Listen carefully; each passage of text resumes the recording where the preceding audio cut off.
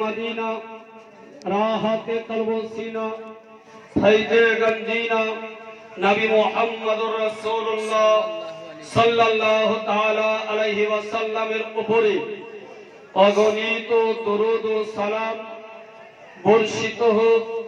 সকলে উচ্চ স্বরে ভক্তির সহকারে বলি আল্লাহুম্মা আমিন।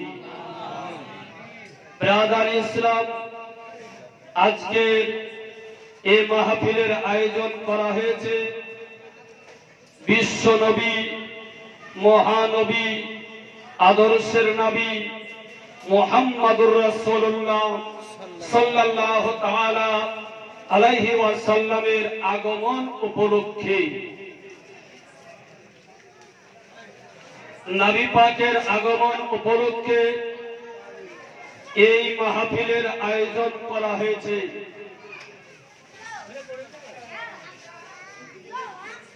ব্রাদার,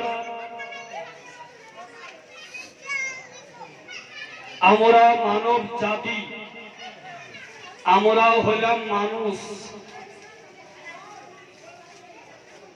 আমাদের পৃথিবীতে আসার আগে এই পৃথিবীতে একটা জাতি ছিল, সেই জাতিকে বলা হয় জিন জাতি। এ জিনেরা বেশ কয়েক হাজার বছর এই দুনিয়াতে বসবাস করেছে। তাদেরই জগৎ ছিল, তখন মানুষ ছিল না। তারপরে আল্লাহ রাব্বুল আলামিন নিজ মর্জি অনুযায়ী এই পৃথিবীতে মানুষকে প্রেরণ করেছেন। এখনো জিন আছে, জিনকে বিশ্বাস করতে হবে, জিন আছে, এটা বিশ্বাস করতে হবে। মানুষের মধ্যে যেমন ভালো মন্দ আছে, ওদের মধ্যেও ভালো মন্দ আছে। আমাদের মধ্যে যত রকমের জাতি আছে, ওদের মধ্যেও কত রকমের জাতি আছে। সব নাম বলার প্রয়োজন নাই। ব্রাদার ইসলাম, আমরা মানুষ, আমরা চলাচল করি, আমাদেরকে চালাই কে? আল্লাহ রাব্বুল আলামিন। কিন্তু এই শরীরের মধ্যেও এমন একটা বস্তু আছে, যে বস্তুটা যতদিন থাকবে ততদিন নড়াচড়া আমরা করতে পারবো, আর যখন ওই বস্তুটা চলে যাবে তখন আমরা আর নড়াচড়া করতে পারবো না। ওই জিনিসটার নাম কি? ওই জিনিসটার নাম হলো আত্মা। ওই জিনিসটার নাম আত্মা, রূহ, জান, প্রাণ। যতদিন পর্যন্ত আপনার শরীরে, আমার শরীরে সেটা বিরাজমান থাকবে, ততক্ষণ পর্যন্ত আমরা চলাচল করতে সক্ষম রয়েছি। যখন ওটা বিদায় গ্রহণ করবে তখন আমরা চলতে পারবো না। আমাদেরকে ঘাড়ে করে নিয়ে গিয়ে কবরে দাফন করতে হবে। ওই জিনিসটার নাম হলো আত্মা। এমনও কিছু সময় আছে যখন আত্মাটা তো থাকে, কিন্তু মানুষ চলাচল করতে পারে না। ওটা হলো ঘুম। ঘুমের সময় মানুষ বেঁচে থাকে না মারা যায়? বেঁচে থাকে, কিন্তু চলাচল করতে পারে না। ব্রাদার ইসলাম, ঘুমকে বলা হয়েছে অর্ধেক মওত। ঘুমকে বলা হয়েছে মওতের অর্ধেক, আর মরণকে বলা হয়েছে পূর্ণ ঘুম। মরণকে বলা হয়েছে পূর্ণ ঘুম, আর ঘুমকে বলা হয়েছে অর্ধেক মওত। ব্রাদার ইসলাম, আমাদের ভিতরে আত্মা রয়েছে।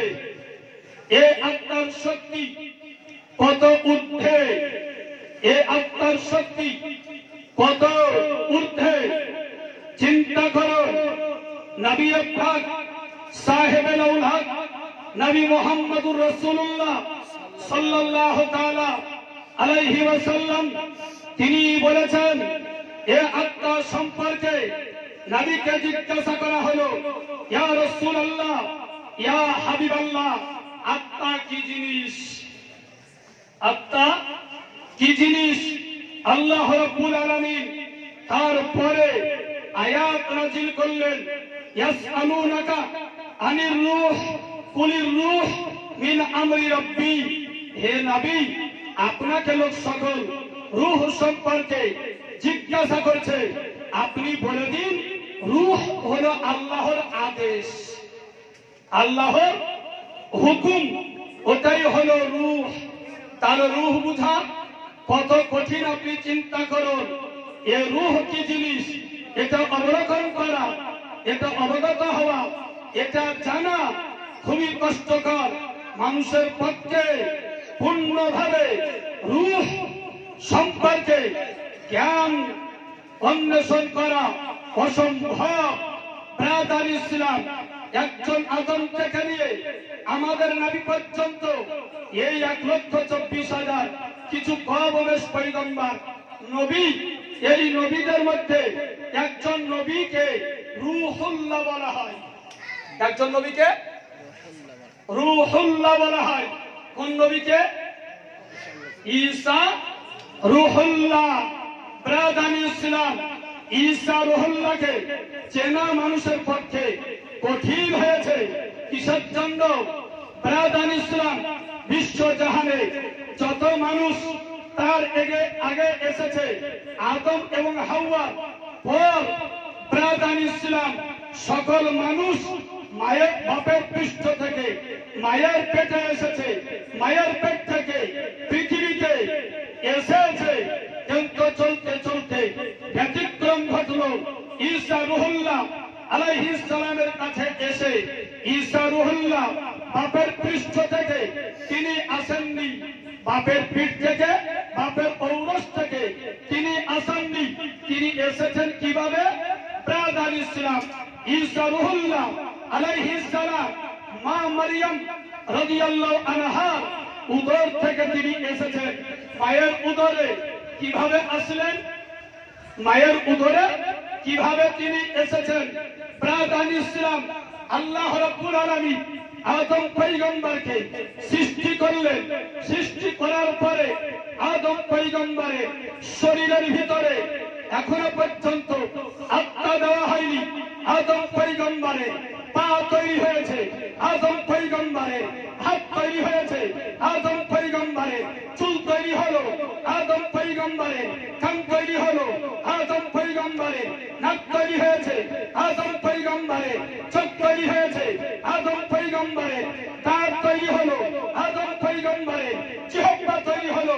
তবু আদম নবীকে সেজদা করার জন্য ফেরেশতাদেরকে আল্লাহ হুকুম দিলেন না, ফেরেশতাদেরকে হুকুম দিলেন না। আদম নবী সমস্ত অঙ্গ প্রত্যঙ্গ তৈরি হয়ে গিয়েছে, তবুও সেজদার হুকুম হলো না। ব্রাদার ইসলাম, আদম নবী শরীরের ভিতরে আত্মা দেওয়া হলো, আদম নবী শরীরের ভিতরে আত্মা দেওয়া হলো। আত্মা তৃতীয়বারে স্থির হলো।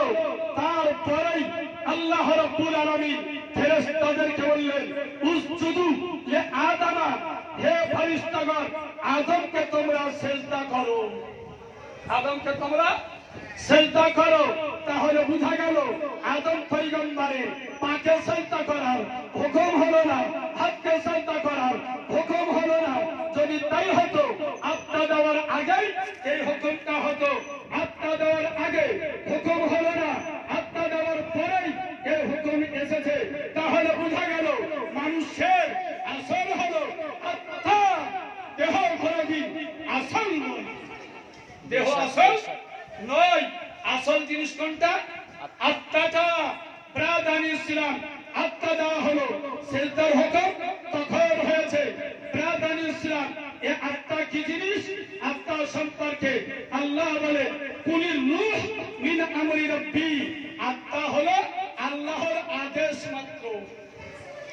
এটা বুঝা সম্ভব নয়। আদম নবী শরীরের ভিতরে আত্মা দেওয়া হলো।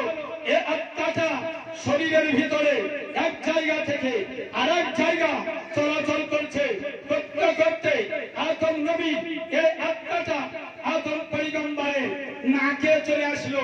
যেমনই নাকে চলে আসা, নাকে কোন জিনিস দিলে হাঁচি উঠে, এই আত্মাটা যখন এই নাকে আসলো তখন আদম পয়গম্বরের হাঁচি উঠলো। আর হাঁচির সময় একটা হাওয়া প্রবাহিত হয়, একটা হাওয়া বের হয়। আল্লাহ রাব্বুল আলামিন জিবরিল আমিনকে বললেন, হে জিবরিল, আদম পয়গম্বরের এই হাওয়াটা তুমি আয়ত্ত করে নাও, এই হাওয়াটাকে তুমি হাতে ধরে নাও। হযরতে জিবরিল আমিন আলাইহিস সালাম আদম পয়গম্বরের এই হাঁচির আওয়াজ, হাওয়াটাকে, বায়ুটাকে তিনি হাতে ধরে নিলেন। আল্লাহকে বললেন, আল্লাহ এটা কি করব? ব্রাদার ইসলাম, আল্লাহ বললেন, রক্ষিত রাখো, হেফাজতে রাখো, এক সময় অনুমতি দিব, এর প্রয়োজন পড়বে। আদম পয়গম্বর জান্নাত থেকে দুনিয়ায় পদার্পণ করলেন, দুনিয়াতে আসলেন। সন্তানাদি এক এক করে হতে হতে যুগের পর যুগ চলতে চলতে প্রায় আপনার ৫,০০০ বছর পর, ৫ থেকে ৬,০০০ বছর পরে হযরতে ঈসা রূহুল্লাহর মা, তার নাম হলো মারিয়াম, তার নাম বিবি মারিয়াম। বিবি মারিয়ামের মায়ের নাম হলো হান্না, আর পিতার নাম ইমরান। তার মরিয়মের মায়ের নাম হলো হান্না আর পিতার নাম ইমরান। এবার ইমরান আল্লাহর দরবারে, মানে হান্নার পেট থেকে কোন বাচ্চা জন্মগ্রহণ করছে না। এর জন্য হান্নার স্বামী হযরতে ইমরান তিনি চিন্তা করছেন যে কি করা যায়। শেষ পর্যন্ত হান্না আল্লাহ রাব্বুল আলামিনের দরবারে মানত করলেন, ইন্নী নাযারতু মা ফি বাতনি মুহাররারা, হে আল্লাহ, আমার পেটে যে বাচ্চা আছে সেটা তোমার রাস্তায় আমি আজাদ করে দিলাম, তোমার রাস্তায় আমি মানত করলাম। এটা বললেন কে? হযরতে হান্না। যে আমার পেটে যা আছে এটাকে আমি মানত করলাম, আল্লাহ তোমার রাস্তায় ওয়াকফ করে দিলাম, দান করে দিলাম। ঠিক সময়, যথা সময়ে হযরত মারিয়াম রাদিয়াল্লাহু তাআলা আনহা তার মাকে মানত করেছিলেন। এবার হান্নার পেট থেকে এক সময় হযরতে বিবি মারিয়াম রাদিয়াল্লাহু আনহা পৃথিবীতে পদার্পণ করলেন। তার আবির্ভাব হলো, তিনি জন্মগ্রহণ করলেন কে? এটা হলো মারিয়াম। এই কথা কোথায় আছে? এই কথা কোরআনে পাকে আছে। এটা আছে কোথায়? কোরআনে পাকে। আর এটা জন্মের আলোচনা নাই, এটা কিসের আলোচনা? জন্মের আলোচনা না অন্য কিছু? জন্মের আলোচনা। কাল জন্মের আলোচনা, মরিয়মের জন্মের আলোচনা। আর জন্মের আলোচনাকে আরবি ভাষায় বলা হয় মিলাদ। জন্মের আলোচনাকে আরবিতে বলা হয় মিলাদ। তাহলে কোরআন শরীফে কার মিলাদের কথা আছে? আদম পয়গম্বর কিভাবে তৈরি হলে কোরআনে নাই? ইন্নী জাইলু ফিল আরদি খলিফা, আল্লাহ বলে পৃথিবীতে আমি একজন খলিফা তৈরি করব। কোরআন শরীফে আছে ওই খলিফাকে আদম পয়গম্বর। তাহলে বোঝা গেল আদম পয়গম্বরের জন্মের কথা কোরআন শরীফে আছে। আরবিতে বলতে গেলে আদম পয়গম্বরের মিলাদের কথা কোরআন শরীফে আছে। মরিয়মের জন্মের কথা কোরআন শরীফে আছে। মরিয়মের মিলাদের কথা কোরআন শরীফে আছে। সুবহানাল্লাহ, সুবহানাল্লাহ। ব্রাদার ইসলাম, মারিয়াম পৃথিবীতে আসলেন। এবার মরিয়মকে আজাদ করেছেন, ওয়াকফ করেছেন কিসে? আল্লাহর রাস্তায়। এবার মরিয়ম আস্তে আস্তে কয়েক বছর যখন হলেন, তার বয়স হলো, মারিয়ামকে তার মা হান্না নিয়ে বাইতুল মুকাদ্দাসে উপস্থিত হলেন। বাইতুল মুকাদ্দাস প্যালেস্টাইনের জামে মসজিদ, বাইতুল মুকাদ্দাস যার অপর নাম হলো মসজিদ আকসা। এই মসজিদ আকসাই নিয়ে গিয়ে অবস্থিত হওয়ার পরে বলছেন আল্লাহর এই ঘরকে ঝাড়ু দেওয়ার জন্য আমার বিটিকে আমি ওয়াকফ করে দিলাম। এই ঘর দেখাশোনা করার জন্য তাকে আমি দান করে দিলাম। ব্রাদার ইসলাম, এবার মহিলা কিভাবে কাজ করবেন, একটা মসজিদের সেবা যত্ন করবেন। ব্রাদার ইসলাম, এবার একটা মহিলা যদি কোনো মসজিদ দেখাশোনা করতে আসে, তারও তো দেখভাল করার জন্য লোকের প্রয়োজন আছে না নাই? আছে। এবার মসজিদের আশেপাশের লোকজন চিন্তাই পড়ল যে মরিয়মকে কে দেখাশোনা করবে। শেষ পর্যন্ত মারিয়ামের চরিত্র এত সুন্দর চরিত্র, মরিয়মের চেহারা এত সুন্দর চেহারা, ব্রাদার ইসলাম তার গুণ দেখে মহল্লার সব লোকজন বলছে আমি মরিয়মকে বাড়িতে রাখবো, খাবার আমি দিব, পড়তে আমি দিব, সমস্ত খরচ আমি বহন করব। মহল্লার সব লোকজন মরিয়মকে নেওয়ার জন্য লালায়িত হয়ে গেল। ব্রাদার ইসলাম, এবার কে পাবে এক মরিয়ম, কার বাড়িতে যাবে? শেষ পর্যন্ত ওই যুগে একজন নবী ছিলেন, যে নবীর নাম হলো হযরত জাকারিয়া পয়গম্বর আলাইহিস সালাম। জাকারিয়া নবী আলাইহিস সালামের কাছে গিয়ে উপস্থিত হলেন। এর সমাধান করতে হবে, মরিয়মকে কে পাবে এর সমাধান করতে হবে। মরিয়ম এর সমাধানের জন্য জাকারিয়া পয়গম্বরের কাছে উপস্থিত। জাকারিয়া পয়গম্বর আল্লাহর কাছে দোয়া করলেন, আল্লাহ এই মরিয়মকে কে পাবে ফয়সালা করে দাও। আল্লাহ রাব্বুল আলামিনের নির্দেশে জাকারিয়া পয়গম্বর আলাইহিস সালাম ওই এলাকা লোকজন যারা মরিয়মকে নেওয়ার জন্য লালায়িত ছিল, তাদেরকে জাকারিয়া পয়গম্বর বললেন যে তোমরা আপন আপন লোহার কলম একটা করে হাজির করো। কিসের কলম? লোহার কলম হাজির করো। আর আপন আপন কলমে আপন আপন চিহ্ন দিয়ে দাও, আপন আপন কলম যেন চিনতে পারো। এই রকম সকলকে চিহ্ন দিতে বললেন। সকলের সঙ্গে জাকারিয়া পয়গম্বরও একটা কলমে নিজের নাম লিখে দিলেন। আর জাকারিয়া পয়গম্বর আলাইহিস সালাম বললেন যে সামনে দিয়ে যে নদী বয়ে যাচ্ছে, এই নদীতে আপন আপন কলমকে ভাসিয়ে দাও। এই নদীর পানিতে কলমকে তোমরা ছেড়ে দাও।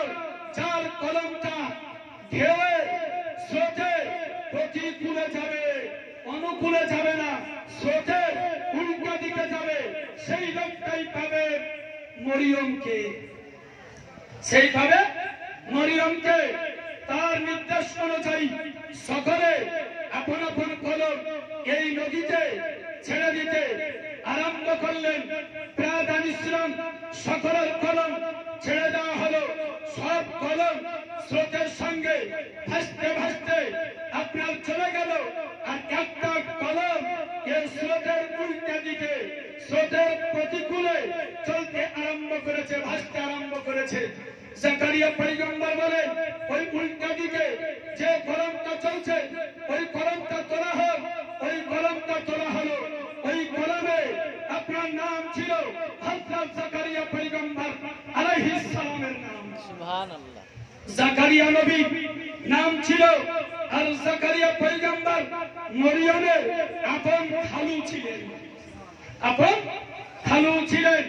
মরিয়ম আপন খালার বাড়িতে, খালুর বাড়িতে আশ্রয় গ্রহণ করলেন। আর এই মসজিদকে দেখাশোনা করতে আরম্ভ করলেন, মসজিদের সেবা করতে আরম্ভ করেছেন। ব্রাদার ইসলাম, এইরকম ভাবে চলতে চলতে একদিন হযরত বিবি মারিয়াম রাদিয়াল্লাহু আনহা তিনি কি করলেন? পানি তোলার জন্য একটা কূপে গিয়েছেন, বালতি হাতে নিয়েছেন, দড়ি হাতে নিয়ে চলতে আরম্ভ করেছেন। একটা কূপে বালতিকে নামিয়েছেন। এসেছেন আর দূর থেকে একজন ব্যক্তিকে তিনি দেখতে পেলেন, তিনি হচ্ছেন ইউসুফ নাজ্জার। ইউসুফ নাজ্জারের মতন একজন ব্যক্তিকে তিনি দেখতে পেলেন। কলসিতে বালতি কুয়াতে নামিয়েছেন, বালতি তুলবেন এমন সময় হযরতে বিবি মারিয়াম নিজের পেটে কি যেন অনুভব করলেন, পানি তুললেন, তোলার পরে আর মসজিদে গেলেন না। হযরতে জাকারিয়া পয়গম্বরের নিকটে অনুমতি চাইলেন, বিদায় চাইলেন, বিদায় দিলেন, আবার বাড়িতে চলে গিয়েছেন।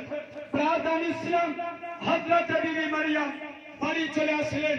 একদিন দুই দিন করতে করতে যত সময়ে হযরতে বিবি মারিয়াম রাদিয়াল্লাহু আনহা তিনি বুঝতে পারলেন যে আমার সন্তান প্রসব হবে। সন্তান প্রসব হবে কিভাবে আসলে সন্তান? আল্লাহ রাব্বুল আলামিনের নির্দেশে যে জিবরিল আমিন একটা হাওয়াকে রক্ষিত রেখেছিলেন, হেফাজতে রেখেছিলেন, এই সময় আল্লাহ জিবরিলকে বলেছিলেন, হে জিবরিল ওই হাওয়াটা নিয়ে চলে যাও, ইউসুফ নাজ্জার ব্যক্তি রূপ ধারণ করে, আর ওখান থেকেই দূর থেকে তুমি ফুঁক দিয়ে দিবে, আর এই ফুঁকেই হযরতে মরিয়মের পেটে সন্তান ধারণ করবে। এইরকম ভাবে এরই জন্য ঈসা নবীকে বলা হয় রূহুল্লাহ।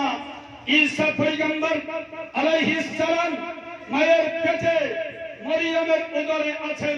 যত সময়ে প্রসব বেদনা, প্রসবের আসর বুঝতে পারলেন, এবার মরিয়মকে তার মা বললেন, হান্না বলছেন, হান্না বলছেন, হে মরিয়ম, আল্লাহ রাব্বুল আলামিন সন্তান দিয়েছেন, কত আল্লাহ হেফাজত করবেন। চলো একটা গাছতলায় যাই। প্রাদান ইসলাম বাইতুল্লাহ একটা মাঠের নাম। ওই মাঠে একটা খেজুরের গাছ ছিল। ওই খেজুরের গাছের ডাল শুকিয়ে গিয়েছিল, ওই খেজুরের গাছের ছাল শুকিয়ে গিয়েছিল, ওই খেজুরের গাছের পাতা শুকিয়ে গিয়েছিল। ওই খেজুর গাছের আপনার শিকড়ের পাশে হযরতে মারিয়াম রাদিয়াল্লাহু আনহা তিনি বসলেন।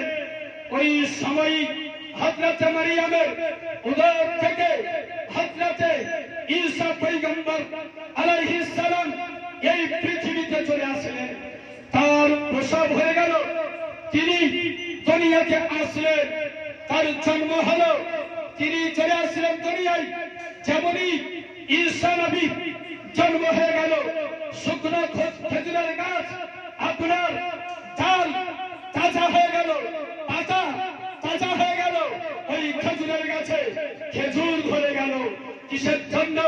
হযরত ঈসা নবী আলাইহিস সালামের জন্মের কারণে, ঈসা নবী মিলাদের কারণে ওই গাছ তাজা হয়ে গিয়েছিল, ওই গাছ মিষ্টি খেজুর দান করেছিল। প্রাদান ইসলাম ঈসা নবী আলাইহিস সালামকে নিয়ে এবার 3 দিন পর বিবি মারিয়াম কোলে নিয়ে বাড়ির থেকে তিনি রওনা হলেন। বাড়ির থেকে তিনি আসবেন, মহল্লায় তিনি প্রবেশ করবেন। তখন হযরতে মারিয়াম আল্লাহকে বললেন, আল্লাহ রাব্বুল আলামিন আমার সন্তান তো আসলো দুনিয়ায়, কিন্তু লোকজন তো বিশ্বাস করবে না, অনেক খারাপ ধারণা করবে। অত উত্তর কি দিল? হযরতে বিবি মারিয়ামকে আল্লাহ রাব্বুল আলামিন বললেন, হে মারিয়াম, ইলহাম করলেন, ইলহাম করলেন। ওহী নবী ব্যতীত অন্য কারো কাছে হয় না, নবীদের কাছেই ওহী হয়, ওলিদের কাছে ইলহাম হয়ে থাকে। তো বিবি মারিয়াম ওলিয়ে কামেলা ছিলেন, তার উপরে ইলহাম হলো। আল্লাহ বললেন, হে বিবি মারিয়াম, মারিয়াম তুমি রোজা রেখেছি এটা বলবে, রোজা রেখেছি এটা ইশারায় জানিয়ে দিবে। আর সেই সময় রোজা অবস্থায় কথা বলা চলতো না। আমাদের যুগে এই শরীয়তে রোজা অবস্থায় খাওয়া চলে না, পান করা চলে না, স্ত্রী সহবাস চলে না, এগুলো যদি করে তাহলে রোজা ভেঙে যায়। আর সেই শরীয়তে রোজা অবস্থায় কথা বললে রোজা ভেঙে যেত, রোজা ভেঙে যেত। ওটা ছিল ওই শরীয়ত। এখনকার শরীয়তে মুহাম্মাদীতে রোজা অবস্থায় কথা বললে রোজা ভাঙবে না। ব্রাদার ইসলাম তো হযরত বিবি মারিয়াম তিনি রোজা রাখা মনস্থ করলেন, তিনি রোজা রাখলেন আর নিজের বেটা হযরত ঈসা নবীকে কোলে নিয়ে মহল্লায় প্রবেশ করেছেন। যার বিবাহ হয়নি, যার শাদী হয়নি, তার কোলে একটা সন্তান। ব্রাদার ইসলাম এই সন্তান দেখে গ্রামের লোকজন জিজ্ঞাসা করে, মরিয়ম এতদিন তুমি মসজিদের সেবা করলে আর আজকে তোমার কোলে দেখছি একটা সন্তান, এটা কার সন্তান তুমি কি বলতে পারো? বিবি মরিয়ম বললেন আলহামদুলিল্লাহ। তিনি ইশারায় বলে দিলেন যে এটা আমারই সন্তান। মুখ থেকে কথা বললেন না, ইশারায় জানিয়ে দিলেন আমারই সন্তান। ব্রাদার ইসলাম লোকজন জিজ্ঞাসা করলো, তোমার তো বিবাহ হয়নি, তোমার শাদী হয়নি, এ সন্তান কিভাবে দুনিয়াতে আসলো? ব্রাদার ইসলাম তখন ঈসা নবীর মা মারিয়াম তিনি ইশারা করে বললেন, আমি রোজায় আছি, আমি রোজায় আছি। লোকজন জেনে গেল রোজায় আছে, কথা বলবে না। তখন তারা অনেক কথাই বলেছিল, এইরকম কাজ করে রোজার বাহানা দিচ্ছ, এর সন্তান কিভাবে এলো তুমি বলো। হযরত বিবি মারিয়ামকে আল্লাহ বলেছিলেন বারবার যদি জিজ্ঞাসা করে তার ওই সন্তানের দিকে ইঙ্গিত করবে যে ওই সন্তানই উত্তর দিবে। ব্রাদার ইসলাম বারবার জিজ্ঞাসা করলো, বিবি মারিয়াম নিজের সন্তানকে দোলনায় শুইয়ে দিয়েছেন, দোলনাতে শুইয়ে দিয়েছেন। বারবার জিজ্ঞাসা করে তারা যখন, তখন বিবি মারিয়াম বললেন, হে লোকজন আমার বেটা তাকেই জিজ্ঞাসা করো। ইশারায় জানালেন যে এসেছে তাকেই জিজ্ঞাসা করো, এর সন্তান কিভাবে পৃথিবীতে আসলো, বিনা পিতাই কিভাবে আসলো, তাকেই জিজ্ঞাসা করো। ইশারায় জানিয়ে দিলেন ব্রাদার ইসলাম দোলনায় শুয়ে আছেন। কে? ঈসা নবী আলাইহিস সালাম। বয়স কত? 3 দিন বয়স। কত বয়স? 3 দিন থেকে 7 দিন। আর একটি মতে হলো 7 দিন। ব্রাদার 3 হোক বা 7 দিন হোক, এই বয়স ঈসা নবী আলাইহিস সালামের তিনি দোলনায় শয়িত আছেন, শুয়ে আছেন। লোকজন কথা বলছে, মার সঙ্গে তর্ক বিতর্ক করছে। ব্রাদার মারিয়াম ইশারা করলেন তাকেই জিজ্ঞাসা করো কিভাবে এসেছে। লোকজন এবার যাওয়ার পরে ঈসা নবীকে ইঙ্গিত করে বলে, হে ছেলে তুমি বলো তোমার আবির্ভাব কি করে হলো, তোমার জন্ম কিভাবে হলো, তুমি কে, তুমি বলো। ঈসা নবী আলাইহিস সালাম আস্তে আস্তে নিজের ডান হাতকে তিনি খাড়া করলেন ওই দোলনাতে। আর দোলনাতে হাতকে খাড়া করে এই হাতের তল্ল করে এইরকম মাথাকে রাখলেন। রাখার পরে মাথা উঁচু করে ওই যুগে ওই সময়ে লোকজনকে বললেন, ইন্নী আব্দুল্লাহ আতানিয়াল কিতাব ওয়া জালানি নবিয়্যা। আমি হলাম আল্লাহর বান্দা, আল্লাহ আমাকে কিতাব দিয়েছেন, আল্লাহ আমাকে নবী বানিয়েছেন, আল্লাহ আমাকে, আমি হলাম আল্লাহর বান্দা। কেউ যারা ঈসা নবীকে আল্লাহ না বলে, কেউ যারা ঈসা নবীকে আল্লাহ পুত্র না বলতে পারে, এর জন্য সেটাই তিনি আগে খণ্ডন করলেন। আমি আল্লাহর বান্দা, আল্লাহ আমাকে নবী কিতাব দিয়েছেন, আল্লাহ আমাকে নবী বানিয়েছেন। নবী বানিয়েছেন এটা অতীতের কথা না বর্তমান না ভবিষ্যৎ? নবী বানিয়েছেন এই কথাটা অতীতের না ভবিষ্যতের? অতীতের কথা। কদিন বয়সে বলছেন 3 থেকে 7 দিন বয়সে তিনি বলছেন আল্লাহ আমাকে নবী বানিয়েছেন। ব্রাদার ইসলাম, তাহলে আপনার বোঝা গেল যে ঈসা নবী আলাইহিস সালাম তার আগে থেকেই আপনার নবী, তার আগে থেকেই নবী। আর আজ কিছু লোক বলে যে আমাদের নবী 40 বছর বয়সে নবী হয়েছেন। কত বছর বয়সে? 40 বছর বয়সে নবী হয়েছেন। মিশকাত শরীফ 2য় খণ্ড 500 আপনার 13 পৃষ্ঠা। কত? মিশকাত শরীফ 513 পৃষ্ঠা হাদিস শরীফ। নবীকে জিজ্ঞাসা করা হলো মাতা ওয়াজাবাত লাকান নবুওয়া, হে নবী আপনি কবে থেকে গ্যারান্টি সহকারে নবী, গ্যারান্টি সহকারে কবে থেকে আপনি নবী, পার্মানেন্ট হিসাবে আপনি কবে থেকে নবী? আপনি বলেন। নবী পাক বলেন কল ওয়া আদম বাইনার রূহে ওয়াল জাসাদ, আদম পয়গম্বর রূহের রূহ আলাদা ছিল, শরীর আলাদা ছিল আদম নবী, তখন আমি নবী ছিলাম। সুবহানাল্লাহ। আছে মিশকাত শরীফ এই হুজরাতি আছে, একেবারে দাগ দেওয়া আপনার আছে মিশকাত শরীফে। এই হাদিস শরীফ আপনার আছে, অপর হাদিসে আছে আদম পয়গম্বর আলাইহিস সালাম পানি এবং মাটির মধ্যে যখন ছিলেন আমাদের নবী তখন নবী ছিলেন। তাহলে আমাদের নবী প্রথম নবী। আর বলে ঈসা নবী তো 3 দিন অথবা 7 দিন বয়সে বলছেন আল্লাহ আমাকে নবী বানিয়েছেন। এটা বলেননি আল্লাহ আমাকে নবী বানাবেন, এই কথা বলেননি, নবী বানিয়েছেন। আজকের এই মাহফিলে দাওয়াত আমাকে দিয়েছেন না দিবেন? কোনটা হবে? দিবেন হবে? দিবেন হবে না, দিয়েছেন হবে।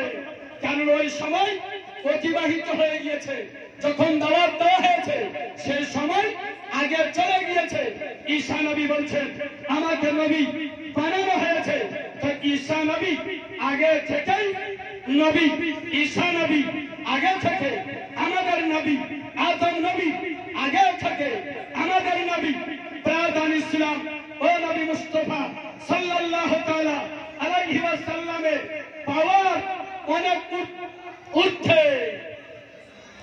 আজকে নবীর মিলাদ কোরআন শরীফে খুঁজে, নবীর মিলাদ হাদিস শরীফে আপনার খুঁজে। আগে মিলাদ চিনতে হবে। মিলাদ কি জিনিস? মিলাদ হলো নবীর জন্মের আলোচনা, আগমনের আলোচনাকে আরবিতে বলা হয় মিলাদ।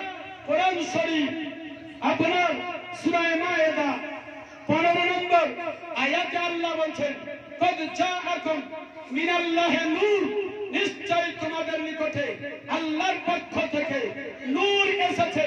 ওই নূর হলেন নবী মুস্তাফা সাল্লাল্লাহু আলাইহি ওয়াসাল্লাম।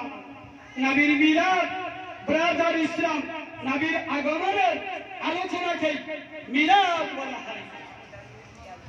কয়েকটি মশলা আপনার জিজ্ঞাসা করা হয়েছে, উত্তর দেওয়ার চেষ্টা করব। একবার দুরূদে পাক পড়ুন। আল্লাহুম্মা সাল্লি আলা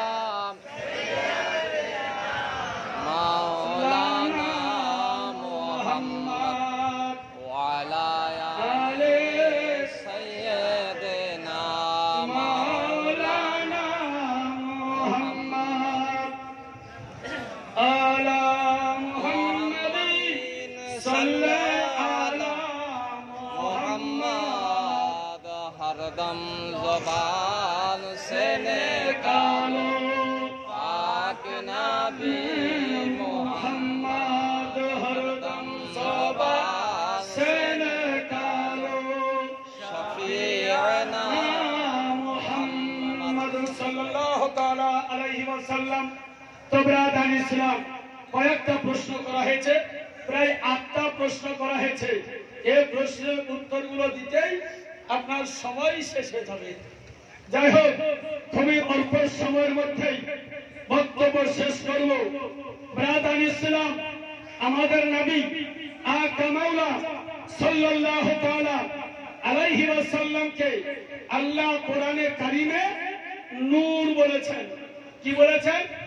নূর বলেছেন। আমাদের নবীকে কোরআনে পাকে বাশার বলা হয়েছে। আমাদের নবীকে বাশার বলা হয়েছে। বাশার মানে কি? মানুষ। বাশার মানে মানুষ, মানব, ইনসান। আমরা আমাদের নবীকে বাশার বিশ্বাস করি আর নূরও বিশ্বাস করি। বাশারও আমরা বিশ্বাস করি আর নূরও বিশ্বাস করি। এ দুটাই আমরা বিশ্বাস করি। কেন? দুটাই কোরআনে পাকে আছে। দুটি কোরআনে পাকে আছে। একটা দেখব আর আরেকটা দেখব না এমন নয়। ওহদের প্রান্তরে নবী পাকের তার শহীদ হয়েছে নাকি? ওহদের যুদ্ধে নবী পাকের দন্দর মুবারক শহীদ হয়েছে। নবীর শরীরে রক্ত ছিল না? ছিল না? নবীর শরীরে রক্ত ছিল। আর দাঁত শহীদ যখন হয়েছে তখন রক্ত পড়েছে। আরো অন্যান্য সময় নবী পাকের শরীর যখন কেটেছে বা সিঙ্গা লাগানো হয়েছে, নবীর শরীর থেকে রক্ত বেরিয়েছে। এই কারণে নবীকে আপনার কেউ বলে মাটির তৈরি। এই কারণে নবীকে কেউ বলে মাটির তৈরি। তাহলে এখান থেকে বুঝা গেল যদি রক্ত না বের হতো তাহলে তিনি মাটির হতেন না। তাই তো নাকি? নবীর শরীর থেকে রক্ত বের হলো, এর জন্য বলছে নবী যদি মাটির না হবে তাহলে রক্ত কেন বের হলো? তাহলে বুঝা গেল তার উল্টে রক্ত যদি বের না হয় তাহলে তিনি মাটির হবেন না। প্রধান ইসলাম, নবী পাকের 4 বছর বয়স হালিমার ঘরে নবী মুস্তাফা সাল্লাল্লাহু আলাইহি ওয়াসাল্লামের সিনা চাক করা হয়েছে। কি করা হয়েছে? সিনা চাক করা হয়েছে। বুককে ফাড়া হয়েছে, বিদারণ করা হয়েছে। নবী পাকের সিনা চাক করা হয়েছে। ভিতর থেকে আপনার কলব মুবারককে বের করা হয়েছে, ধৌত করা হয়েছে, আবার পুড়ে দেওয়া হয়েছে। নবীর কি রক্ত বের হয়েছে? নবীর রক্ত বের হয়নি। 4 বছর বয়স, 10 বছর বয়স নবী মুস্তাফা সাল্লাল্লাহু আলাইহি ওয়াসাল্লাম, তখন নবী মুস্তাফা সিনা চাক হলো, তার কলব মুবারক বের করে আপনি ঝমঝমের পানি দিয়ে ধৌত করা হলো। এই সিনাকে ফাড়া হলো, রক্ত বের হয়েছে? রক্ত বের হয়নি। 10 বছর বয়সে 2 নম্বরে সিনা চাক করা হলো। সরওয়ারে কায়নাত ফখরে মওজুদাত নবী মুস্তাফা সাল্লাল্লাহু আলাইহি ওয়াসাল্লামের বয়স 40 বছর। নবীর উপরে কোরআনে পাক অবতীর্ণ হবে। ওই নবী মুস্তাফার উপরে কোরআন নাজিল হবে। তার আগে নবী মুস্তাফা সিনাকে চাক করা হলো, কলব মুবারক বের করে ধৌত করা হলো। রক্ত বের হয়েছে? রক্ত বের হয়নি। 3 নম্বর হলো, 4 নম্বর নবী মুস্তাফা সাল্লাল্লাহু আলাইহি ওয়াসাল্লাম মেরাজ করবে, মেরাজে যাবে।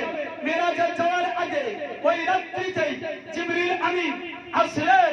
নবী মুস্তাফা সিনাকে তিনি চাক করলেন, কলব মুবারক বের করলেন, ঝমঝমের পানি দ্বারা ধৌত করলেন, আবার পুরো দিলেন। সিনা চাক করা হলো, সিনা ফাড়া হলো। নবীর কি রক্ত বের হয়েছে? ব্রাদার ইসলাম, কোন জায়গায় এ রক্তের কথা উল্লেখ নাই। তাহলে বুঝা গেল নবী মুস্তাফা সিনা চাক 4 বার হয়েছে, একবার রক্ত বের হয়নি। তার 4 বারের কারণে নবী মুস্তাফাকে নূরের তৈরি বলা যাবে কি যাবে না? নিজের বিবেকটাই জিজ্ঞাসা করুন। নারায়ে তাকবীর, নারায়ে রিসালাত, মাসলাকে আলা হযরত জিন্দাবাদ, জশ্নে ঈদ মিলাদুন নবী জিন্দাবাদ, উলামায়ে আহলে সুন্নাত জিন্দাবাদ, নারায়ে তাকবীর, নারায়ে রিসালাত, ইয়া রাসূলুল্লাহ। ব্রাদার ইসলাম, নবী পাক সাল্লাল্লাহু আলাইহি ওয়াসাল্লামকে বাশার বিশ্বাস করি, তার সাথে সাথে নূরও বিশ্বাস করি। নবীকে আমরা মানুষ বলি, মানুষ বিশ্বাস করি। তাই বলে এটা নয় যে নবীকে আমাদের মতো বলি, এই রকম নয়। নবী হলে বাশার, খায়রুল বাশার। নবী হলে ওই মানুষ যে মানুষ জমিনের বুকে দাঁড়িয়ে আঙ্গুলের ইশারা করলে আকাশের চন্দ্র দুই খণ্ড হয়ে যায়, ওই মানুষ হলেন নবী মুস্তাফা সাল্লাল্লাহু আলাইহি ওয়াসাল্লাম। যে নবী, ওই মানুষ, যে মানুষ তিনি বলেন উতিত মাফাতিহ খাজাইনিল আরদ, আসমানে এর জমিনে ধন ভান্ডারের চাবি আমার হাতে দেওয়া হয়েছে, ওই মানুষ হলেন নবী মুস্তাফা সাল্লাল্লাহু তাআলা আলাইহি ওয়াসাল্লাম। নবী হলেন ওই মানুষ নাড়া মাথায় হাত বুলিয়ে দিলে চুল গজিয়ে যায়, ওই মানুষ হলেন নবী মুস্তাফা সাল্লাল্লাহু আলাইহি ওয়াসাল্লাম। নবী হলেন ওই মানুষ পাহাড়ে দাঁড়িয়েছেন তো পাহাড় নিজের শরীরকে বুককাঠি গলিয়ে দিয়েছে, মোমের মতো নরম হয়ে গিয়েছে, যে মানুষের জন্য ওই মানুষ হলেন নবী মুস্তাফা সাল্লাল্লাহু তাআলা আলাইহি ওয়াসাল্লাম। নবী হলেন ওই মানুষ যে মানুষ চামড়ার চোখে আল্লাহকে দর্শন করেছেন, ওই মানুষ হলেন নবী মুস্তাফা সাল্লাল্লাহু আলাইহি ওয়াসাল্লাম। ব্রাদার ইসলাম, নবীকে আমরা ওই মানুষ বিশ্বাস করি। মেশকাত শরীফ প্রথম খণ্ড বাব মাওয়াদিস সালাত 79 পৃষ্ঠায় হাদিস শরীফ আছে। আব্দুর রহমান ইবনে আয়াস থেকে হাদিস বর্ণিত, নবী আমার বলেন রাআইতু রাব্বি আযজা ওয়া জাল্লা ফি আহসানি সূরা, আমি আল্লাহকে উত্তম আকৃতিতে দর্শন করেছি। আমি আল্লাহকে উত্তম আকৃতিতে দর্শন করেছি। উত্তম আকৃতির নাম আমাদের নবী। যে আমি যখন আল্লাহকে দেখি আমার আকৃতি ঠিক ছিল, আমার আকৃতি পরিবর্তন ঘটেনি, আমি বেহুশ হইনি, আমার জ্ঞান ঠিক ছিল, শরীর স্থির ছিল। এই অবস্থায় আমি আল্লাহকে দর্শন করেছি। জিবরিল আমিনকে নবী জিজ্ঞাসা করলেন, হে জিবরিল, তুমি বলো আল্লাহকে কি তুমি দর্শন করেছো? জিবরিল আমিন বলেন, আল্লাহ এবং আমার মাঝে 70,000 নূরের পর্দা থাকতো। 70,000 নূরের পর্দা। এই পর্দার কারণে আল্লাহকে দেখতে পাইনি। এই পর্দার মধ্যে একটা পর্দাকে যদি চুল পরিমাণ আগে বেড়ে যায় তাহলে আমি পুড়ে ছারখার হয়ে যাব, আমার পরগুলো পুড়ে ছারখার হয়ে যাবে। এটাই কে সামনে রেখে শেখ সাদি রহমাতুল্লাহ আলাইহি বলেছেন, আগার এক সর মুয়ে বরবার পরম ফুরুদে তাজাল্লা বা সুরজত পরম ইয়া রাসূলুল্লাহ ইয়া হাবিবাল্লাহ, এর আগে যদি এক চুল পরিমাণ বেড়ে যায় আমার নূরের বাজুগুলো, নূরের দানাগুলো পুড়ে ছারখার হয়ে যাবে। ব্রাদার ইসলাম, ও নবী মুস্তাফা সাল্লাল্লাহু তাআলা আলাইহি ওয়াসাল্লাম আল্লাহকে দর্শন করেছেন। এবার প্রশ্নের উত্তরগুলো দিই। প্রথম নম্বর প্রশ্ন হলো, জুলুস মানানো জায়েজ না না জায়েজ? হাদিস মোতাবেক জানাবেন। জুলুস করা শরীয়তে আপনার জায়েজ, জুলুস করা শরীয়তে জায়েজ। নবী পাক সাল্লাল্লাহু আলাইহি ওয়াসাল্লাম যখন মক্কা থেকে মদিনায় হিজরত করে যাচ্ছেন, নবী পাকের খবর শুনে মদিনার মানুষেরা রাস্তাঘাটে বেরিয়ে গিয়েছিলেন আর সামিয়াতুল ওয়াদা ঘাটিতে অপেক্ষা করতে। একদিন ঘুরে গেলেন, নবীকে পেলেন না, আরেকদিন ঘুরে গেলেন, নবীকে পেলেন না। এইরকম ভাবে কয়েকদিন নবীকে নিয়ে যাওয়ার জন্য এসেছিলেন, কিন্তু নবীকে পাওয়া গেল না।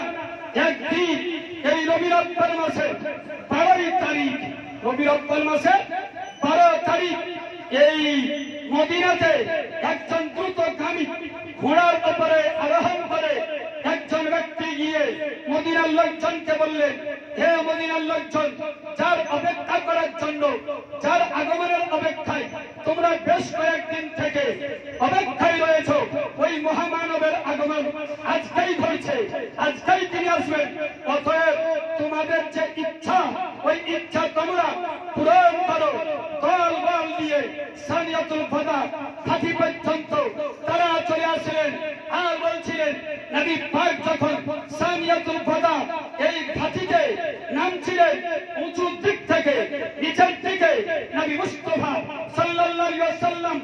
নেমে আসছিলেন দূর থেকে মদিনার মানুষেরা দেখতে পেলে দেখতে পাওয়ার পরে তারা ধৈর্য ধারণ করতে পারলেন না। নবীকে তার নবীর প্রশংসা কিভাবে করবে, নবীর প্রশংসা কিভাবে করবে, তখন তারা এই ছন্দ বলেছিল তালা আল বদরু আলাইনা মিন সানিয়াতিল ওয়াদাই ওয়াজাবা শুকরু আলাইনা মা দাআ লিল্লাহি দাই। আজকে মনে হচ্ছে সানিয়াতুল ওয়াদা হাজির দিক থেকে 14 তারিখে রজনী আমাদের মাঝে উদিত হচ্ছে। নবীর চেহারা দেখে 14 তারিখে রজনী চন্দ্র পূর্ণিমার চন্দ্র নবী মুস্তাফার সামনে এই রকম গজল তারা গাইতে আরম্ভ করলেন। নবী মুস্তাফা সাল্লাল্লাহু তাআলা আলাইহি ওয়াসাল্লাম সাহাবায়ে কিরামের ঝুরমুটের মাঝে ওই মিছিলের সহকারে নবী পাক সানিয়াতুল ওয়াদা হাজি থেকে একজন সাহাবী তারা তিনি বললেন নবীকে, হুজুর আজকে এখানে একটা জুলুসের আকার নিয়েছে, জুলুসে তো পতাকার দরকার পড়ে, পতাকা তো নাই, পতাকার কি ব্যবস্থা করব? নবী বললেন হ্যাঁ পতাকার ব্যবস্থা করো। ওই সাহাবী মাথায় পাগড়ি ছিল, পাগড়িকে খুললেন, 2 টুকরা করলেন, এক টুকরা আবার মাথায় জড়িয়ে নিলেন, আর এক টুকরা গাছের ডালের মাথায় কি বাঁধলেন। আর তিনি এই জুলুসের আগে আগে ওই পতাকা ধারণ করে সানিয়াতুল ওয়াদা থেকে ভালোই নবীর ভালে নবী মুস্তাফাকে জুলুসের আকারে যে জুলুসে স্বয়ং পয়গম্বর স্বয়ং নবী উপস্থিত ছিলেন, এই জুলুসকে কিছু লোক বলে বেদাত। ব্রাদার ইসলাম জুলুসকে যারা বেদাত বলে তারাই হলো খাঁটি বেশক। নারায়ে তাকবীর, নারায়ে তাকবীর, নারায়ে রিসালাত, সালাকে আলা হযরত জিন্দাবাদ। 12 রবিউল আউয়াল। যে কোন কেতাবে আছে, কেতাবের নাম হলো অফাউল অফা বে আহওয়ালিল মুস্তাফা আল্লামা সামহুদি রাহমাতুল্লাহি তাআলা আলাইহি তিনি বর্ণনা করেছেন। কোন কিতাব থেকে? সিরাতে ইবনে হিশাম থেকে। সিরাতে ইবনে হিশাম কোথা থেকে বর্ণনা করেছেন? সিরাতে ইবনে ইসহাক থেকে বর্ণনা করেছেন। সিরাতে ইবনে ইসহাক এই কিতাবের লেখককে বিখ্যাত তাবেঈ ইবনে ইসহাক রাদিয়াল্লাহু তাআলা আনহু। ব্রাদার ইসলাম ওই কিতাবে বর্ণিত হয়েছে। বেদাত বেদাত বললে চলবে না। নবী পাক সাল্লাল্লাহু তাআলা আলাইহি ওয়াসাল্লামের জন্মদিনে জুলুস হয়েছে। নবী পাকের ইন্তিকালের দিনে ফেরেশতাদের জুলুস হয়েছে। নবী মুস্তাফা মেরাজের দিনে ফেরেশতাদের জুলুস হয়েছে। নবী মুস্তাফা কবরে আনওয়ার থেকে হাসরের প্রান্তরে যখন অবস্থিত হবেন, ফেরেশতা থাকবেন 1,40,000 ফেরেশতার জুলুস হবে। এই জুলুসের আকারে মদিনা থেকে শাম দেশে হাসরের প্রান্তরে হাজির হবে। সুবহানাল্লাহ, সুবহানাল্লাহ। মিশকাত শরীফ দ্বিতীয় খণ্ড বাবুল কারামাত হলো, তাতেই আছে ইয়াজুবুনা নবী পাক ফেরেশতাদের মিছিলের আকারে এই মিছিল সহকারে কবরে আনওয়ার থেকে হাসরে হাজির হবে। মিশকাত শরীফের দ্বিতীয় খণ্ডে বাবুল কারামাতে এই হাদিস শরীফ আছে। কাব ইবনে আহবাব এই হাদিস শরীফ বর্ণনা করেছেন। ব্রাদার ইসলাম তো মিছিল করা জায়েজ আছে। পতাকা উত্তোলন, পতাকা তোলা কবে থেকে শুরু? ব্রাদার ইসলাম নবী পাকের জন্মের দিনে আল্লাহ রাব্বুল আলামিন জিবরিলকে বললেন, হে জিবরিল জান্নাত থেকে তুমি 3টা পতাকা নিয়ে যাও। জান্নাত থেকে 3টি পতাকা নিয়ে যাও। একটা আমিনার বাড়িতে আমিনার ঘরের উপরে গেড়ে দাও, আর একটি পতাকা পূর্বে গেড়ে দাও, আর একটি পতাকা পশ্চিমে গেড়ে দাও। নবীর জন্মদিনে পতাকা উত্তোলন করেছেন কে? হযরত জিবরিল আমিন। তার নির্দেশে, আল্লাহর নির্দেশে পতাকা উত্তোলন করেছেন। তখন থেকে আছে। ব্রাদার ইসলাম এটা কোন কিতাবে আছে? খাসাইসে কুবরা। সেই কিতাবের লেখক আল্লামা জালালউদ্দিন সুয়ুতী রাহমাতুল্লাহ আলাইহি, যিনি বলেন 2 লক্ষ হাদিস আমার মুখস্থ মুখস্থ আছে। সুবহানাল্লাহ। দুরক্ত হাদিস আমার মুখস্থ আছে।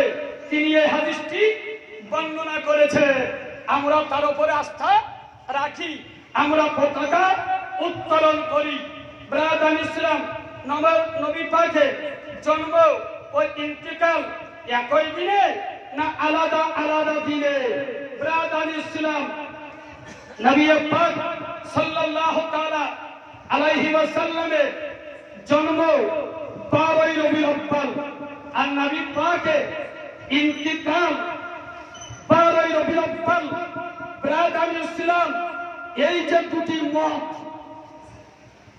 নবীর জন্ম কত তারিখে আর ইন্তিকাল কত তারিখে, দুটা নিয়েই মতবিরোধ আছে, মতামত আলাদা আলাদা আছে, দ্বিমত রয়েছে।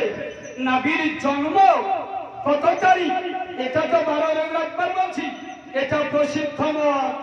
এবার নবীর ইন্তিকাল কত তারিখে হয়েছে এটাই আমাকে বুঝাতে একটু সময় লাগবে, নিজের ব্রেনকে একটু খাটাবে। আরবি মাস কত তারিখের হয়? আরবি মাস 29 বা 30, 28 হবে না, 31 হবে না, হবে? আরবি মাস 29 আর 30, এর কম হবে না আর বেশিও হবে না। হয় 29 হবে, নইলে 30 হবে। এবার বুখারী শরীফে হাদিস শরীফ আছে যে নবী পাক সাল্লাল্লাহু আলাইহি ওয়াসাল্লামের ইন্তিকাল সোমবারের দিন হয়েছে। নবীর ইন্তিকাল কোন বারে? সোমবারে হয়েছে। নবীর ইন্তিকাল সোমবার, মনে রাখুন। এতে পৃথিবী কোন আলেমের দ্বিমত নাই, সোমবারে ইন্তিকাল হয়েছে, এতে কারো অমত নাই, দ্বিমত নাই, মতনৈক্য নাই। বুঝতে পারলেন? একমত। আর নবী পাক সাল্লাল্লাহু তাআলা আলাইহি ওয়াসাল্লাম জীবনে যে শেষ হজ করেছেন, নবী পাক জীবনে যে শেষ হজ করেছেন, হজ্জাতুল বিদা, বিদায় হজ, এই হজের দিন ছিল শুক্রবারের দিন। এই দিনটা ছিল কত? শুক্রবারের দিন, 9 জিলহিজ্জা। 9 জিলহিজ্জা বার কত? শুক্রবার। 9 জিলহিজ্জা শুক্রবারের দিন আরাফাতের ময়দানে নবী পাক সাল্লাল্লাহু তাআলা আলাইহি ওয়াসাল্লাম ছিলেন। এটা হলো নবী পাকের শেষ হজ। তাহলে ওই তারপর ইন্তিকালের আগে কোন হজের মৌসুম আর আসেনি। ওটাই হলো নবীর জীবনের শেষ হজ। 9 জিলহিজ্জা বার কত? বার কি? শুক্রবার। এবার জিলহজ, তারপরে মুহররম, তারপরে সফর, তারপরে রবিউল আউয়ালে নবীর ইন্তিকাল হয়েছে। এটাও ইখতিলাফ নাই, নবীর ইন্তিকাল রবিউল আউয়াল মাসে হয়েছে, এতেও দ্বিমত নাই। সোমবারে হয়েছে, এতেও দ্বিমত নাই। আর নবীর হজ আরাফাতের ময়দানে ছিলেন 9 তারিখ, বারটা কি ছিল? শুক্রবার। এবার তাহলে ওই জিলহজের 9 তারিখ থেকে রবিউল আউয়াল মাস পর্যন্ত কটা মাস আসছে আরবি? জিলহজ, মুহররম, সফর, এই 3টা মাস আসছে নাকি? জিলহজ, মুহররম, সফর, এই 3টা মাসই শেষ হবে। তারপরে এই মাসেই নবী পাকের ইন্তিকাল। এবার জিলহজ মাস, মুহররম, সফর, এই 3 মাসকেই 29 ধরে। 3 মাসকেই 29 করে ক্যালেন্ডার তৈরি করো। করার পরে দেখবেন রবিউল আউয়াল মাসের 12 তারিখ সোমবার পড়ছে না, সোমবার পড়ছে না। এবার বলবেন 3টা মাস 29 ধরব না, 3টা মাসকেই 30 ধরব। 3 মাসকেই আপনি 30 দিয়ে হিসাব করো। রবিউল আউয়াল মাসের 12 তারিখ সোমবার পড়ছে না। এবার বলবেন 3টাকেই 30 করব না, একটাকে 29 করব আর দুটাকে 30 করব। তাতেও হিসাবে বুঝবে না, সোমবার 12 রবিউল আউয়াল হবে না। এবার যদি বলেন 2 টাকায় 29 করবো, 1 টাকা 30 করবো, তবুও আপনি রবিউল আউয়াল মাসের 12 তারিখে সোমবার পূর্ণ করতে পারবেন না। আমার মোবাইলে ওই ক্যালেন্ডার তৈরি করা আছে, প্রত্যেকটাকে আপনার 30 করা আছে, হিসাব করা আছে, তাও সম্পদ করেনি। প্রত্যেকটাকে 29 করে হিসাব করেছি, তাও করেনি। 1 টাকা 30, 2 টাকা 29, 2 টাকা 30, 1 টাকা 2 টাকা 29, 1 টাকা 30, তাও সোমবারের দিন কোন মতে রবিউল আউয়াল মাসে 12 তারিখ পড়ে না। অতএব 12 রবিউল আউয়াল নবীর ইন্তিকালের দিন নয়। রবিউল আউয়াল মাসে 12 তারিখ নবীর ইন্তিকালের দিন নয়। কোন দিন? প্রধান ইসলাম এ নিয়ে দ্বিমত আছে। কেউ বলেছে 11 রবিউল আউয়াল, কেউ বলেছে 2 রবিউল আউয়াল, আর কেউ কেউ বলেছে 13 রবিউল আউয়াল। 13 রবিউল আউয়াল প্রধান ইসলাম। আর যদি নবী পাকের ইন্তিকাল রবিউল আউয়াল মাসে 12 তারিখই ধরে নিই, রবিউল আউয়াল মাসে 12 তারিখে নবী জন্ম হয়েছে আর নবী পাকের ইন্তিকাল হয়েছে, এটা যদি ধরে নিই, তাও এই দিনটাকে দুঃখের প্রমাণ করা সম্ভব হবে না। তাও দুঃখের প্রমাণ করা সম্ভব হবে না। কিসের জন্য? শুক্রবার ঈদের দিন। শুক্রবারের দিনটা হলো ঈদের দিন না, ঈদের দিন নয়, ঈদের দিন, খুশির দিন। নবী পাক বলেছেন, আর নবী নিজেই বলেছেন, এই শুক্রবারে আদম নবী জন্ম হয়েছে, সৃষ্টি হয়েছে, শুক্রবারে আদম নবী ইন্তিকাল হয়েছে। তো আমাদের নবী বলতে পারতেন একদিকে খুশি আসছে আর একদিকে দুঃখ, যে আদম নবীর ইন্তিকাল, কিন্তু তবুও দুঃখ না বলে খুশির দিনই এই শুক্রবারকে বলেছেন। তাহলে বোঝা গেল রবিউল আউয়াল মাসের 12 তারিখ মুসলমানদের জন্য খুশির দিন। আর ইন্তিকালের দিন যদিও ধরে নেন, তার ইন্তিকালকেও আমরা স্মরণ করি। এই মাহফিল শেষ হবে, আল্লাহর কাছে দোয়া করব, আর দোয়াতে বলি, আল্লাহ এই সমস্ত সওয়াব নবী পাক সাল্লাল্লাহু আলাইহি ওয়াসাল্লামের রওজা শরীফে তুমি পৌঁছে দাও, এটা আমরা বলি। অতএব প্রধান ইসলাম, এটাও কোনো আপত্তি নাই। 5 ওয়াক্ত নামাজের আগে সালাত দেওয়া যাবে কি যাবে না? সালাত, আসসালাতু ওয়াসসালামু আলাইকা ইয়া রাসূলুল্লাহ, এটা বলা মুস্তাহাব এবং মুস্তাহাসান। কিতাব ফতওয়ায়ে শামী 2য় খণ্ড, কিতাবুল আযান ওয়াল ইকামাত, তাতে রয়েছে তাহতাবি আলা মারাকিল ফালা, তাতে রয়েছে শরহে বাকায়া, তাতে রয়েছে হিদায়ার মধ্যে রয়েছে, ফাতহুল কাদিরে রয়েছে, বাহারুল রায়কে আছে, কানসুত তাকায়াকে আছে, দুররা মুক্তারে আছে, তাকবীরুল আবসারে আছে, রদ্দুল মুহতারে আছে। সালাত দেওয়া চাই।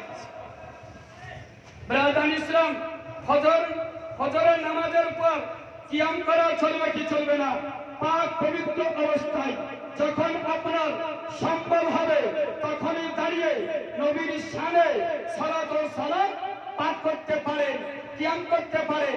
ফজরের পরে চলবে, জোহরের পরে চলবে, আসরের পরে চলবে, মাগরিবের পরে চলবে, এশার পরে চলবে, তাহাজ্জুদের পরে চলবে, ইশরাকের পরে চলবে, আওয়াবিনের পরে চলবে, চারটার নামাজের পরে চলবে, জুমার নামাজের পরে চলবে, তওবার নামাজের পরে চলবে, এই রকম ইস্তেখারা নামাজের পরে চলবে।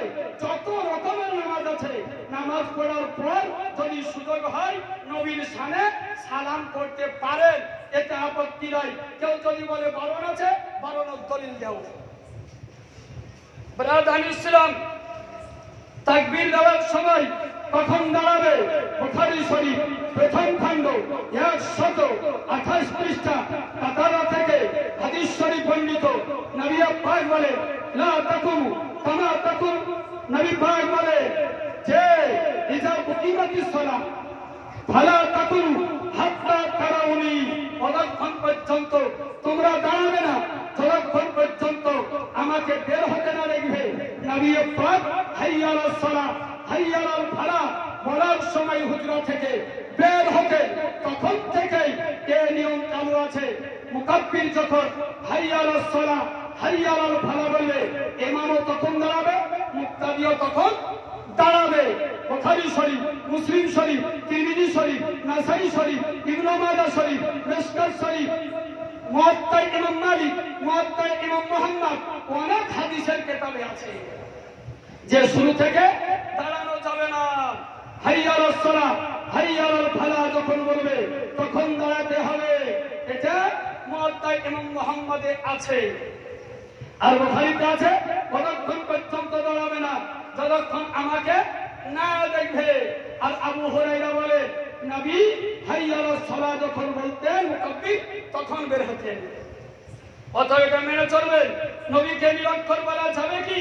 এ প্রশ্ন করাই চলে না, এ প্রশ্ন করাই চলে না। ব্রাদার ইসলাম প্রশ্ন করেছেন, বাধ্য হয়ে করেছেন। প্রশ্ন করেছেন তো বাধ্য হয়ে করেছেন।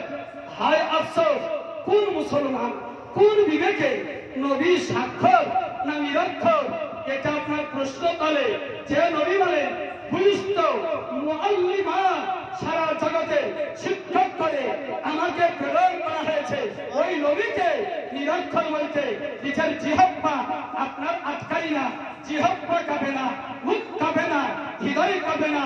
যে নবী মুস্তাফা সাল্লাল্লাহু তাআলা আলাইহি ওয়াসাল্লাম তো নবী পাক, তো নবী পাক আদম পয়গম্বর আলাইহিস সালাম বলে আদম পয়গম্বর সম্পর্কে বলা হয়েছে ৭,০০০ ভাষার পণ্ডিত ছিলেন আদম নবী আলাইহিস সালাম।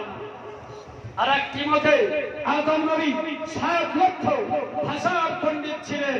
তাহলে চিন্তা করুন, আদম নবী যদি ৭ লক্ষ ভাষার পণ্ডিত হন, আমাদের নবী কত লক্ষ ভাষার পণ্ডিত হবে? ওই নবীকে বলে নিরক্ষর ছিলেন, অক্ষর চিনতেন না। তাহলে কোরআনে পাক যে লেখা হয়েছে ঠিক লেখা হচ্ছে না বেঠিক লেখা হচ্ছে? সাহাবায়ে কেরাম আলহামদুলিল্লাহি রাব্বিল আলামিন লিখছেন, ঠিক লিখছেন না বেঠিক লিখছেন? এই পরীক্ষাটা কে করেছেন?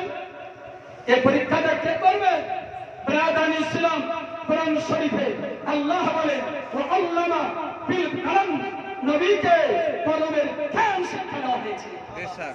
নবীকে কলমের জ্ঞান শিক্ষা দেওয়া হয়েছে। ব্রাদার আদম থেকে নিয়ে ঈসা নবী পর্যন্ত সকল নবী মিলে যত গুণাগুণের অধিকারী ছিলেন, সেই সকল গুণের অধিকারী আমাদের নবী একাই ছিলেন। আমাদের নবী একাই ছিলেন। হুসনে ইউসুফ, ইয়াদে বাইজা, দামে ঈসা আছে, তারা ইয়া রাসূলুল্লাহ আছে, হামাদারা তু তানহাদারি ইয়া রাসূলুল্লাহ ইয়া হাবিবাল্লাহ। অন্যান্য নবীগণ যে সকল গুণাগুণের অধিকারী ছিলেন, আপনি একাই সেই গুণাগুণের অধিকারী। কলম আবিষ্কার কে করেছেন? খাতা আবিষ্কার কে করলেন? লিখা চালু কে করলেন? হযরত ইদ্রিস নবী আলাইহিস সালাম। তিনি লিখতে জানতেন, পড়তে জানতেন। এই ফান, এই শাস্ত্র তিনি আবিষ্কার করেছেন।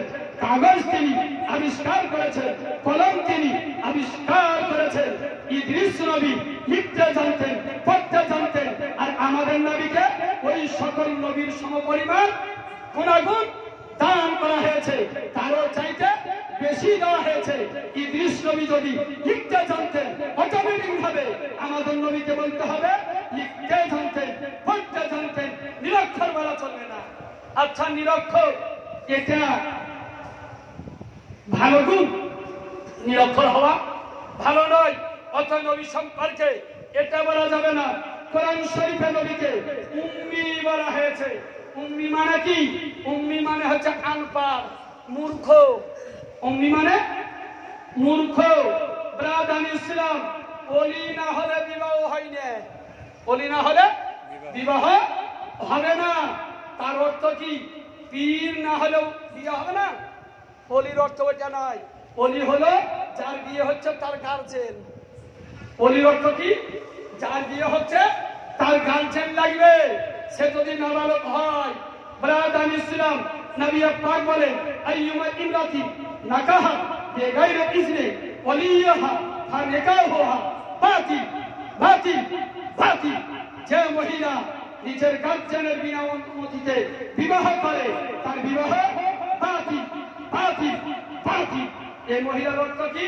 নাবালিকা মেয়ে ছেলে, নাবালিকা মেয়ে ছেলে গার্জেনের বিনা অনুমতিতে বিবাহ করলে ওই বিবাহ গ্রাহ্য হবে না। অতএব এই অলির অর্থ হলো গার্জেন, পীর নয়। উম্মির অর্থ সব জায়গাতে আনপড় মূর্খ হয় না। উম্মির অর্থ হলো আসল, উম্মির অর্থ হলো আসল। নবী পাককে উম্মি বলা হয়েছে এই কারণে বিশ্ব জাহান সৃষ্টি হয়েছে তার জল, তার শিকড়, তার মূল, তার আসল হলেন নবী মুস্তাফা সাল্লাল্লাহু আলাইহি ওয়াসাল্লাম। এই দিকে লক্ষ্য করে নবীকে উম্মি বলা হয়েছে। আর একটি অর্থ হলো উম্মি মানে কি? বিশ্বের কোন মানুষের কাছে আল্লাহ ব্যতীত অন্য কারো কাছে শিক্ষা করেননি, ওই সত্তাকে বলা হয় উম্মি। আল্লাহ ব্যতীত অন্য কারো কাছে নবী পড়েননি, সেই দিক দিয়ে নবী হলেন উম্মি। নবী পাক কোন স্কুলে পড়েননি, কোন কলেজে পড়েননি, ইউনিভার্সিটিতে পড়েননি, কোন মাস্টারের কাছে মাথা নত করেননি, হাতও পাতেননি। কিসের জন্য? নবী পাক বলেন আল্লাহ মানে রব্বি আহসানা তাদিবি।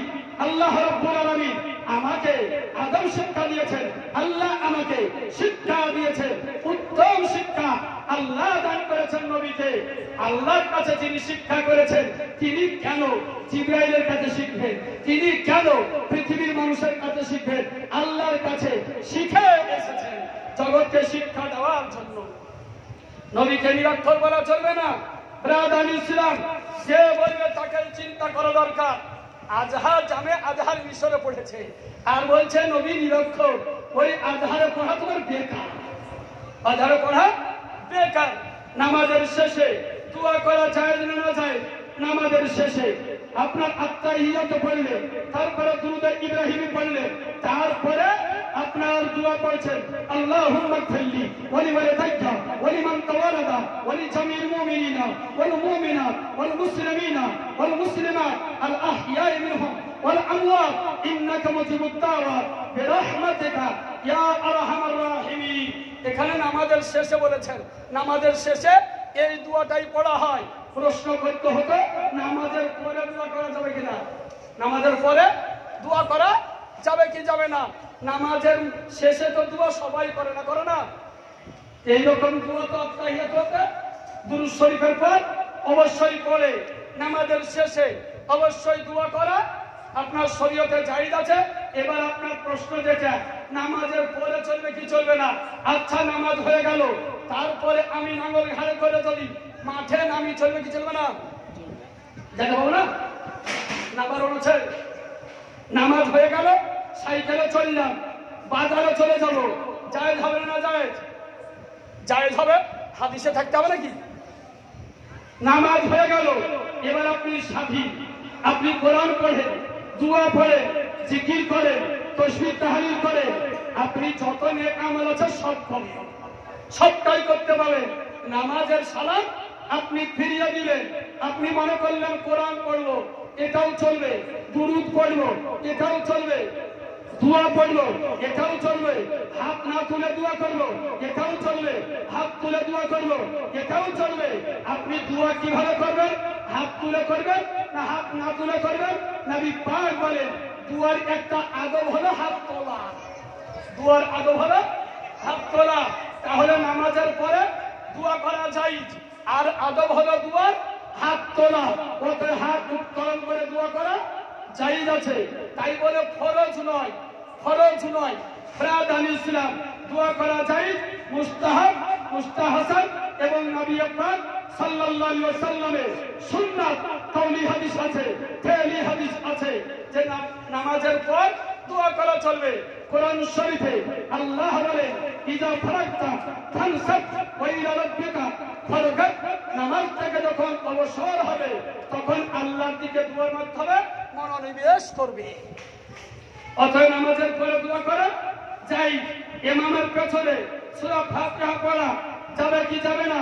কোরআন শরীফে সূরা আরাফে আল্লাহ রাব্বুল আলামিন বলে ওয়াইদা কুরিয়াল কুরআন ফাসতামিউ লাহু ওয়া আনসিতু লাআল্লাকুম তুরহামুন।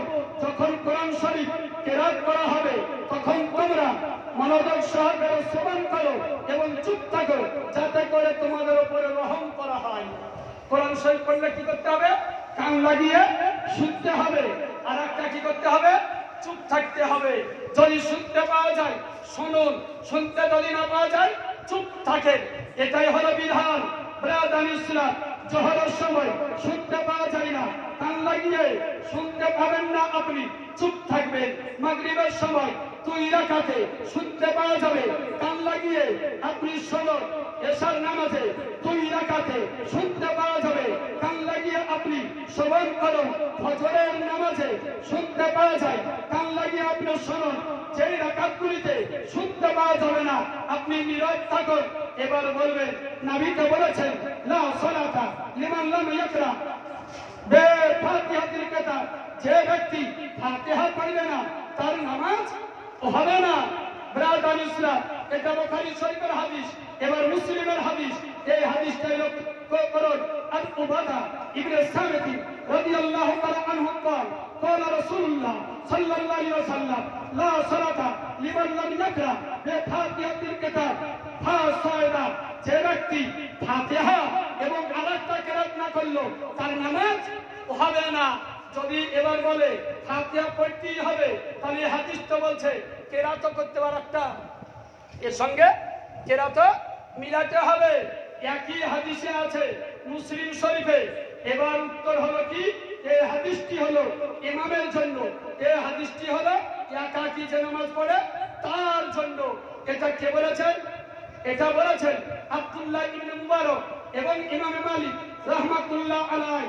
এটা কানা ওয়াহদা, যখন একা থাকবে বা ইমাম হবে তখন এই হাদিসের উপরে তারই জন্য প্রযোজ্য এই হাদিস। আর মুক্তাদির জন্য হাদিস শরীফ আছে মুসলিম শরীফে, এটা কারা ফাআনসিতু। ইমাম যখন কেরাত করবে তখন তোমরা চুপ থাকো। অতএব আমাদেরকে চুপ থাকতে হবে। সূরা ফাতিহার শেষে আমিন জোরে না আস্তে? সূরা ফাতিহার শেষে আমিন আস্তে বলা, এটাই হলো মুস্তাহাব। মানব মানা জায়েজ কিনা? মানব আল্লাহর জন্য মানতে হবে, আল্লাহর উদ্দেশ্যে মানব মানতে হবে। অবশ্যই মানব মানা শরীয়তে জায়েজ। ব্রাদার ইসলাম মসজিদে মানব মানলেন সওয়াবটা কারো উদ্দেশ্যে, কিন্তু মানব মসজিদের জন্য, কাকে রাজি করার জন্য? আল্লাহকে রাজি করার উদ্দেশ্যেই মানব মেনেছে। অতএব এটা জায়েজ হবে। মাজার পূজা বলে কেন? ব্রাদার ইসলাম মাজার পূজা কিসের জন্য বলে? ওদের নিকটে জিয়ারত করাই হলো পূজা করা। মাজার জিয়ারত করতে যাওয়া ওটাকেই পূজা বলে। ব্রাদার ইসলাম শরীয়ত কিন্তু সেটাকে পূজা বলে না। মাজার পূজা তো মাজার পূজা। ব্রাদার ইসলাম মাজারকে সেজদা করা শরীয়তে নাজায়েজ ও হারাম আছে। মাজার তো মাজার, ওই পীর যদি জিন্দা থাকে ওই পীরকে সেজদা করা হারাম আছে। মাজার সেজদা করা চলবে না। আল্লাহ ব্যতীত কারোর জন্য সেজদা করা শরীয়তে জায়েজ নাই। আল্লাহ ছাড়া কাউকে সেজদা করা জায়েজ নয়। এ মাথা সাজদার জন্য ঝুঁকবে তো কার জন্য? আল্লাহর জন্য। নবীর জন্য সেজদা করতে পারি না, সাহাবীকে সেজদা করতে পারি না, তাবেঈকে সেজদা করতে পারি না, ওলিকে সেজদা করতে পারি না, গাছকে সেজদা করতে পারি না, মসজিদকে সেজদা করতে পারি না, কাবাকে সেজদা করতে পারি না। কাবার দিকে মুখ করে সেজদা করি তো আল্লাহকে করি। সেজদা কাকে করি? আল্লাহকে। মুখ কোন দিকে থাকে? কাবার দিকে। আল্লাহর নির্দেশ কাবার দিকে মুখ করে সেজদা করো, তাই আমরা কাবার দিকে মুখ করে সেজদা করি আল্লাহকে। অতএব ব্রাদার ইসলাম আমাদেরকে এই পূজা কাকে বলে এটা জানতে হবে। সৃষ্টিকর্তা বিশ্বাস করে যার চরম প্রশংসা করা, তাজিম করা, এটাকে বলা হয় পূজা। মাজারে গিয়ে কেউ যদি চুমা দিয়ে দেয়, এ চুমা দেওয়া শিরক নয়। চুমা দেওয়া শিরক নয়। শিরক কাকে বলে?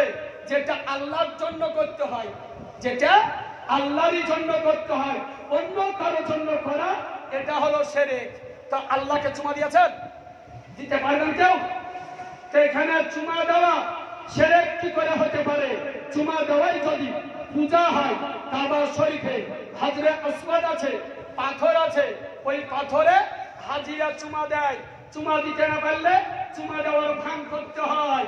যদি চুমা দিতে না পারে দূর থেকে হাতকে বাড়াতে হয়, আর ওই হাতে আবার চুমা দিতে হয়। হাদিসে বলা হয়েছে যে হাজরে আসওয়াদে চুমা দেওয়ার নেকি তাতেই পাওয়া যাবে। অতএব ব্রাদান ইসলাম, তাহলে নবী পাক সাল্লাল্লাহু আলাইহি ওয়াসাল্লামের নির্দেশ হলো হাজরে আসওয়াদে চুমা দেওয়া।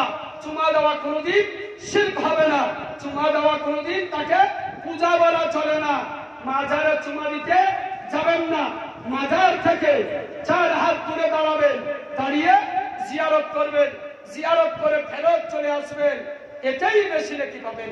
দুরূদ পাক পড়ুন, আল্লাহুম্মা সাল্লি আলা সাইয়্যিদিনা